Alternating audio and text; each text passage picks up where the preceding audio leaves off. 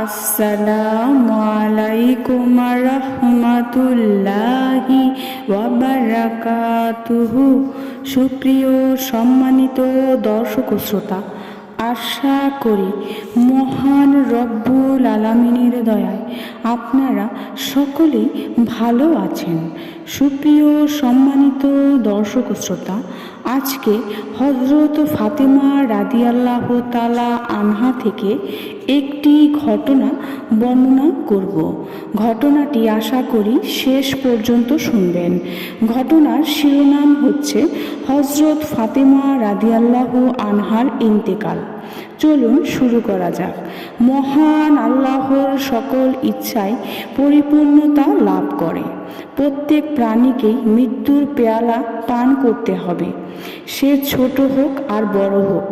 রাসূল সাল্লাল্লাহু আলাইহি ওয়াসাল্লামের কন্যাও তার ব্যতিক্রম নন। তাকেও একদিন মৃত্যুকে আলিঙ্গন করে নিতে হবে, এটাই আসল বাস্তবতা। রাসূল সাল্লাল্লাহু আলাইহি ওয়াসাল্লাম ইন্তেকাল করেন।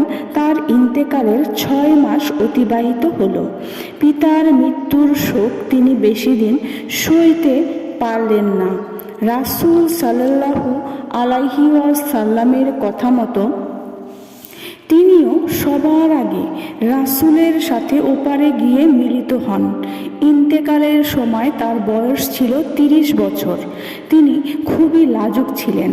তিনি মৃত্যুর পূর্বে বিছানায় শুয়ে চিন্তা করতেন, আমার জানাজা না জানি খোলামেলা অবস্থায় পড়ানো হয়, না জানি কেউ আমাকে দেখে ফেলে, আর এটা তো লজ্জাশীলা মহিলাদের মর্যাদার পরিপন্থী হিসেবে গণ্য হবে। সেজন্য তিনি হযরত আবু বকর রাদিয়াল্লাহু তাআলা আনহুর স্ত্রী আসমা বিনতে উমাইস রাদিয়াল্লাহু আনহাকে ডেকে বললেন, আপনি আমার অবস্থা উপলব্ধি করতে পারছেন? খোলা জায়গায় আমার জানাজা হোক, এটা আমার কাম্য নয়, কারণ এটা পর্দার পরিপন্থী। আসমা বিনতে উমাইস রাদিয়াল্লাহু আনহা তার প্রথম স্বামী জাফর ইবনে আবি তালিবের সাথে হাবশায় থাকতেন। সেখানকার অবস্থা সম্পর্কে তিনি অবগত ছিলেন। আসমা রাদিয়াল্লাহু আনহা বললেন, হে রাসূলের কন্যা, আমি সেখানকার মহিলাদের জানাজা পড়ানোর একটি পদ্ধতি দেখেছি। হযরত ফাতেমা রাদিয়াল্লাহু আনহা বললেন, আপনি বলুন সেটা কিভাবে করতে হবে? হযরত আসমা রাদিয়াল্লাহু আনহা বললেন, খেজুরের কিছু ডাল নিয়ে মুড়িয়ে গোলাকৃতি বানানো হয়, এরপর সেগুলোকে খাটের উপর রাখা হয়, তারপর একে কাপড় দ্বারা চারিদিক দিয়ে ঢেকে বেঁধে দেওয়া হলে একটি পালকির মতো আকৃতি হয়ে যায়। এতে করে পর্দাও রক্ষিত হয়। হযরত ফাতেমা রাদিয়াল্লাহু আনহা মুচকি হেসে বললেন, আমার জানাজা যেন সেভাবে পড়ানো হয়, পর্দার যেন সমস্যা না হয়।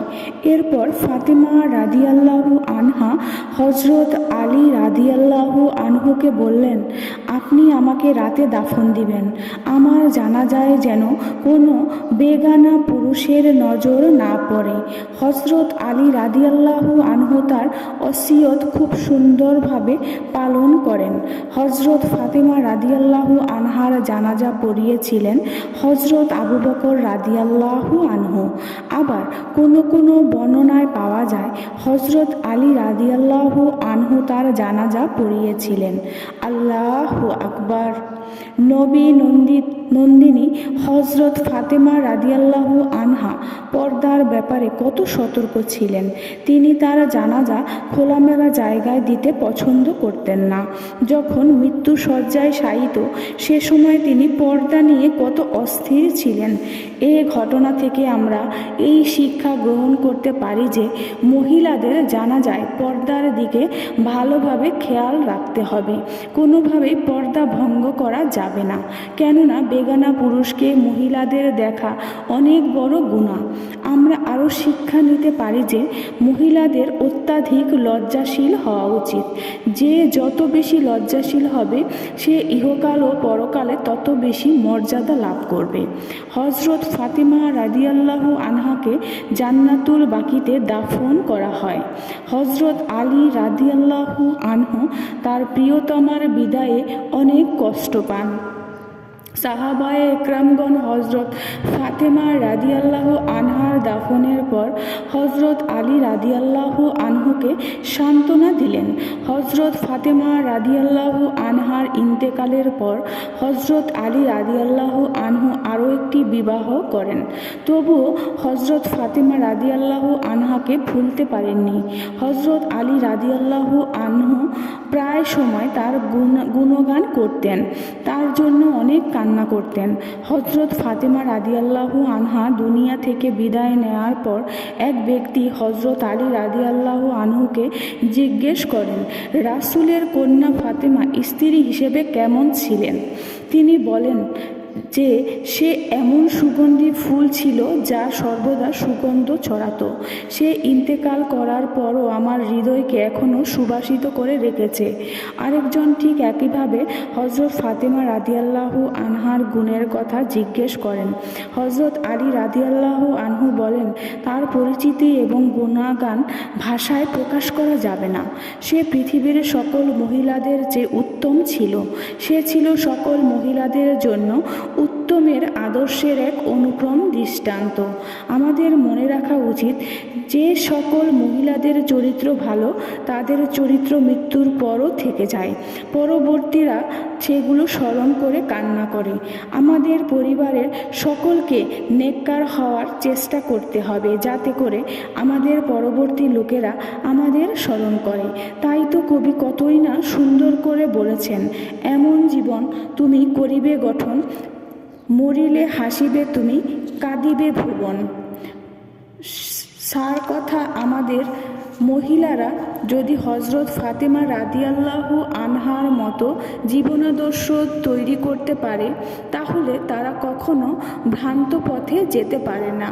হজরত ফাতেমা রাদিয়াল্লাহু আনহার জীবনাদর্শ থেকে তারা এমন শিক্ষা নিতে পারে, যত দ্বারা দুনিয়াতে মুক্তি, আখিরাতে কল্যাণ লাভ করতে সমর্থ হয়। পরিশেষে মহান আল্লাহ তাআলার কাছে প্রার্থনা করি, তিনি যেন আমাদের মা বোনদেরকে হজরত ফাতেমা রাদিয়াল্লাহু আনহার মতো আদর্শবান নারী হিসেবে কবুল করে নেন। আমিন সুম্মা আমিন। সুপ্রিয় সম্মানিত দর্শক ও শ্রোতা, আশা করি ঘটনাটি ভালো লেগেছে। ঘটনাটি যদি ভালো লেগে থাকে অবশ্যই চ্যানেলটি সাবস্ক্রাইব করবেন, লাইক করবেন, কমেন্ট করবেন এবং বেশি বেশি শেয়ার করে দিবেন। সবাই ভালো থাকবেন। আল্লাহ হাফেজ।